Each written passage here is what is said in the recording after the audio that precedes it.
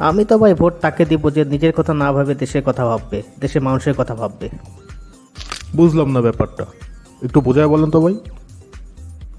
হুম, যে ভোট চাইতে আসবে তাকে আগে জিজ্ঞেস করব, ভোটে জিতলে আগামী 5 বছর সে আমাদের জন্য কি করবে, দেশের শিক্ষা ব্যবস্থার জন্য কি করবে, দেশের বেকারত্বের জন্য কি করবে, স্বাস্থ্যসেবার জন্য কি করবে, দেশকে এগিয়ে নেওয়ার জন্য কি কি করবে।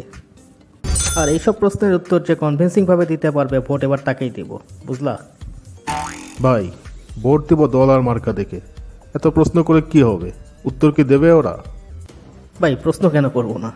একটা ছোট্ট কলম কেনার সময় আমরা কতবার চেক করি, দোকানে কিছু কিনতে গেলে সেটা কতভাবে দেখি, সব ঠিক আছে কি না, ডেট আছে কি না, দোকানদারকে জিজ্ঞেস করি ভাই প্রোডাক্ট ভালো হবে তো, কোনো সমস্যা হবে না তো।